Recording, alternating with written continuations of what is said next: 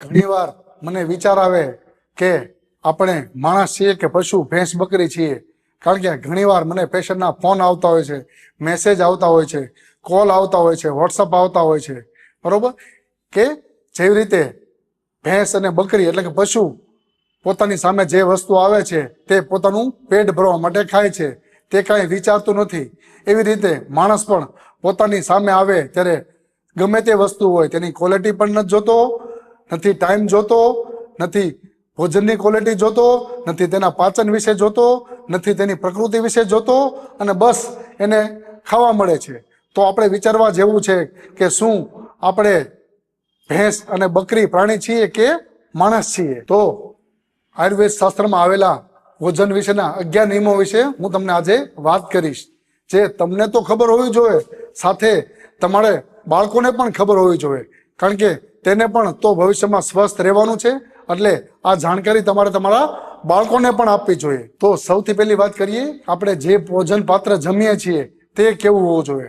તો એની માટે આયુર્વેદ શાસ્ત્રમાં યોગ રત્નાકર ગ્રંથમાં કહેલું છે કે તમે કેવા વાસણમાં જમો તો તમને કેવા ગુણની પ્રાપ્તિ થાય છે.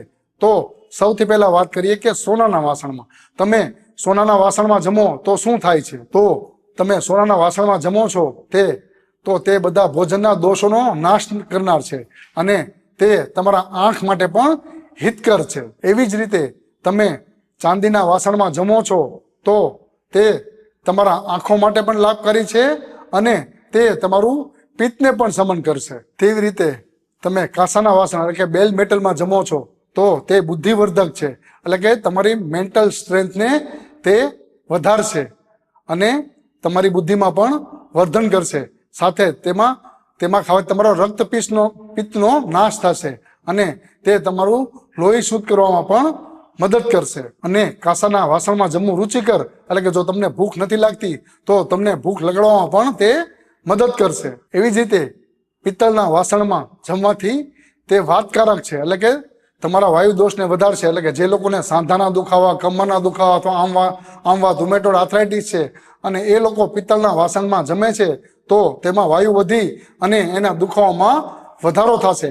એટલે કે જે લોકોને વાયુનો વધેલો છે અને સાંધાના દુખાવા છે અથવા શરીરમાં કોઈ પણ વાતને લીધે રિલેટેડ દુખાવા છે, તો એ લોકોએ પિત્તળના વાસણમાં જમવું જોઈએ નહીં. પિત્તળના વાસણથી જમવાથી તે શરીરમાં રૂક્ષતા એટલે કે ડ્રાયનેસ ઉત્પન્ન કરે છે, ઉષ્ણતા એટલે ગરમીને વધારે છે. જો તમારા શરીરમાં કફ દોષ વધારે હોય અને કૃમિ હોય તો તમારે પિત્તળના વાસણમાં જમવું જોઈએ, કારણ કે એનાથી કફનું પણ શમન થાય છે અને કૃમિનો પણ નાશ થાય છે. એટલે પિત્તળના વાસણમાં જમો તો તમારા શરીરમાં અથવા પેટમાં રહેલા કૃમિ ઓછા થાય છે. લોખંડના વાસણમાં જમવું સિદ્ધિકારક અને બળકારક છે, એટલે કે જે લોકોને પોતાનું બળ વધારવું છે એ લોકોએ લોખંડના વાસણમાં જમવું જોઈએ, અથવા જેનામાં આયર્ન ડેફિશિયન્સી એટલે કે HB ડાઉન છે એ લોકો પણ લોખંડના વાસણમાં જમે તો તેનાથી ફાયદો થાય છે. એવી જ રીતે પથ્થર અને માટીના વાસણમાં ભોજન ખાવાથી તે લક્ષ્મીનાશક છે, એટલે કે તમે પથ્થરને માટીના વાસણમાં જમો છો તો તમારા ઘરમાં રહેલી લક્ષ્મીનો નાશ થાય છે. પથ્થરના વાસણ એટલે કે ઘણીવાર આપણે ઘણી રસોઈ માટે વાટવા કૂટવાનું કામ કરતા હોય છે, તો એ પથ્થરના વાસણોમાં કરતા હોય છે, તો એના માટેની મનાઈ નથી. એવી રીતે માટીના વાસણમાં ભોજન બનાવવું પણ ઉત્તમ કહેલ છે. પથ્થર અને માટીના વાસણમાં જમવાની મનાઈ છે, પરંતુ એમાં તમે જમવાનું બનાવી શકો છો.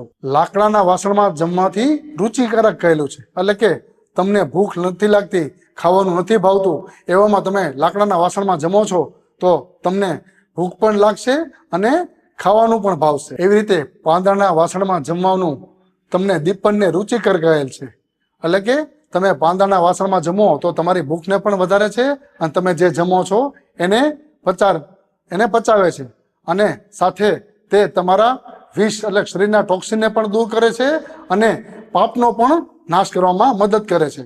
તો પાંદડાના વાસણમાં જમવાથી તમારા શરીરમાં રહેલા ટોક્સિન પણ દૂર થાય છે અને તમારા પાપોનો પણ નાશ થાય છે, એવું આયુર્વેદ શાસ્ત્રમાં કહેલ છે. પાંદડાનું વાસણ એટલે કે આપણે પતરાવળીમાં જમતા હોય છે એની વાત છે, એના વિશે વાત છે. જેવી રીતે ભોજન લેવાનો વાસણમાં નિયમ છે, એવી રીતે પાણી પીવાનો પણ વાસણનો આયુર્વેદમાં નિયમ કહેલ છે. તેના માટે તાંબાનું વાસણ શ્રેષ્ઠ કહેલ છે, પરંતુ તમને તાંબાનું વાસણ ન મળે તો તેના અભાવમાં તમે માટીના વાસણનો પણ ઉપયોગ કરી શકો છો. એવી રીતે કાચના વાસણમાં પાણી પીવાથી તે શરીરમાં પિત્ત ઓછું કરે છે અને તમારે શરીરમાં ઠંડક લાવે છે. ત્રીજો નિયમ કે તમારે જમવામાં સલાડ ફ્રૂટનું સેવન કરવાનું છે. તો કઈ રીતે? જમ્યા પહેલા કરવાનું છે. જમ્યા પછી તમારે સલાડ ને ફ્રૂટનું સેવન કરવાનું નથી, નહીતર તે તમારા શરીરમાં વાયુને વધારશે. માત્ર એક જ ફળ એવું છે કે જેને તમે જમ્યા પછી લઈ શકો, એ છે દાડમ. તો તમારે ફ્રૂટ કે સલાડનું સેવન કરવું હોય તો તે જમ્યા પહેલા કરવાનું છે, પછી તમારે જમવાનું છે. ચોથો નિયમ એટલે કે તમારે ક્યારેય પેટ ભરીને એટલે કે ભૂખ લાગી હોય એટલું જમવાનું નથી, એટલે કે ચોથા ભાગનું થોડું ઓછું જમવાનું છે. એ ભાગ તમારે લિક્વિડ અને પાણી માટે ખુલ્લો છોડવાનો છે, જેથી તમને પાચન થવામાં મદદ મળે. દાખલા તરીકે તમને 4 રોટલીની ભૂખ લાગી છે તો તમારે 3 રોટલી જ ખાવાની છે. પાંચમો અને સૌથી મહત્વનો નિયમ કે તમને ભૂખ લાગી હોય ત્યારે જ જમવાનું. અત્યારે કેવું થાય છે કે સમયની વ્યસ્તતાને કારણે લોકોને જ્યારે ભૂખ લાગી હોય છે ત્યારે તે જમી શકતા નથી, અને પછી જ્યારે ભૂખ મરી જાય છે ત્યારે તે જમે છે. તો તેના કારણે શરીરમાં આમ દોષો ઉત્પન્ન થાય છે, અને અત્યારની બીમારીઓ જેમ કે diabetes, BP, thyroid, fatty liver, cholesterol, હૃદય રોગ વગેરે જેવા રોગોનો શિકાર બને છે. તો આ એક ખૂબ જ મહત્વનો નિયમ છે કે જ્યારે તમને ભૂખ લાગે ત્યારે તમારે જમી લેવું. છઠ્ઠો નિયમ, રાતનું ભોજન બને એટલું વહેલું લેવું, એટલે કે બને તો પોસિબલ હોય તો સૂર્યાસ્ત પહેલા લેવું. અને રાતના ભોજનમાં તમારે દહીં, અંકુરિત ખોરાક એટલે કે તમારે ફણગાવેલા મગ કે સ્પ્રાઉટ મગ કે બેકરીની વસ્તુ કે વધારે અપચો કરે એવી ભારે વસ્તુ, ફરસાણ કે વધારે ઘી તેલ વાળું જ લેવું જોઈએ નહીં. કારણ કે રાતે તમે પાચન નબળું હોય છે અને તમે જમો છો તે પચતું નથી, અને અપચો ઉત્પન્ન થઈને ઘણા બધા રોગો ઉત્પન્ન કરે છે. એવી જ રીતે ક્યારે 2 કે તેથી વધારે અનાજ મિક્સ કરીને ખાવા જોઈએ નહીં. તે તમને ન્યુટ્રિશન આપવામાં મદદ કરી શકે છે, પણ તે તમારું પાચન બગાડવામાં એટલો જ એનો રોલ છે, કારણ કે તે પચવામાં ખૂબ ભારે છે. આજકાલ મલ્ટીગ્રેન આટા ખૂબ પ્રચલિત છે, અને જે લોકો ચાવથી ખાય છે એ લોકોને ખબર જ નથી કે આ મલ્ટીગ્રેન આટા તમારા શરીરને કેટલું નુકસાન કરી શકે છે. કારણ કે 2 કે 3 અનાજ સાથે મળે તો તે પચવામાં ભારે થઈ જાય છે, અને તે તમારા શરીરમાં અપચો ઉત્પન્ન થઈ અને ઘણા બધા રોગો ઉત્પન્ન કરે છે. જો તમારે અનાજ અલગ અલગ ખાવા હોય, એટલે કે મલ્ટી પ્રકારના બાજરો, જુવાર, મકાઈ કે રાગી આ તમારે ખાવા હોય તો થોડા દિવસે તમે અનાજ ચેન્જ કરીને લઈ શકો છો, પરંતુ એક સાથે એક કે તેથી વધુ અનાજ લેવાથી તમને ઘણા બધા રોગોનો શિકાર બનશો. એવી રીતે 8મો નિયમ, વિરુદ્ધ આહારનું સેવન કરવું નહીં.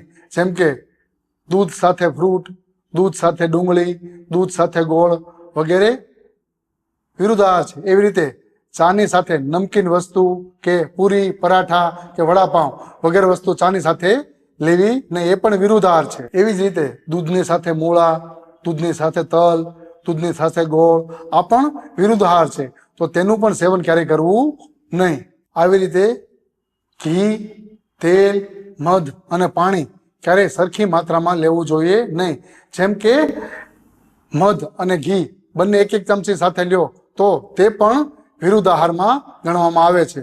આવી રીતે તમે વિરુદ્ધ આહારનું સેવન કરશો તો તાત્કાલિક તમારા શરીરમાં કોઈ તકલીફ નહીં દેખાય, પરંતુ લાંબો સમય તમે આવી રીતે વિરુદ્ધ આહારનું સેવન કરશો તો તમારા શરીરમાં ઘણા બધા જટિલ રોગોનું તે કારણ બનશે, અને પછી તે રોગો સારા કરવામાં પણ ઘણો બધો સમય લાગશે, અથવા અસાધ્ય રોગો ઉત્પન્ન થઈ જશે, એટલે કે તે રોગ મટશે પણ નહીં. 10મો નિયમ, તમને જ્યારે તરસ લાગી હોય ત્યારે ક્યારેય ભોજન લેવું નહીં, અને એવી જ રીતે જ્યારે ભૂખ લાગી હોય ત્યારે પાણી પીવું નહીં. નહીં તો શું થશે કે તે ત્રણેય દોષો શરીરમાં વાત, પિત્ત, કફનું બેલેન્સ બગાડીને તમારા શરીરમાં ઘણા બધા રોગો ઉત્પન્ન કરશે. 10મો નિયમ, જ્યારે તમે ચિંતામાં હો છો, ઉદાસ હો છો, નિરાશ હો છો, અથવા તમને મન ક્યાંય લાગતું નથી અને તમને ગમતું નથી, એવા સમયે પણ તમારે ભોજન લેવું જોઈએ નહીં. કારણ કે એવા સમયે ભોજન લેવાથી તમને પચશે નહીં. છતાં પણ એવા સમયે તમને જો ભૂખ લાગી હોય તો ઓછી માત્રામાં ભોજન લેવું, જેથી તમને આસાનીથી પચી જાય. 11મો નિયમ, અધ્યસન એટલે કે જમવા ઉપર જમવું નહીં, અથવા કોઈ વસ્તુ લેવી નહીં. જેમ કે તમે 11-12 વાગે જમ્યા છો અને પાછો તમને 4 વાગે ભૂખ નથી લાગતી તો પણ તમે જમો છો તો તેને અધ્યસન કહેવામાં આવે છે. આ સિવાય તમે જમી લીધા પછી કોઈ મીઠાઈ કે ફ્રૂટ ખાઓ છો તો તેને પણ અધ્યસન કહેવામાં આવે છે. તો આવી રીતે અધ્યસન કરવાથી શરીરમાં અપચો ઉત્પન્ન થાય અને આમદોષ ઉત્પન્ન થાય છે અને હાલના સમયની ઘણી બધી બીમારી જેમ કે diabetes, BP, thyroid, cholesterol, fatty liver જેવા રોગો તમારા શરીરમાં ઉત્પન્ન કરશે. તમને આ વિડીયોમાં મેં ખોરાક લેવા માટેની 11 વિધિ વિશે કહ્યું. જો આમાંથી તમે કોઈ ભૂલ કરતા હો તો એ ભૂલ આજ જ સુધારો અને આ ભૂલને તમે જેટલી જલ્દી સુધારશો એટલા તમારા શરીર માટે અને તમારા સ્વાસ્થ્ય માટે હિતકારક છે. જય ધન્વંતરી.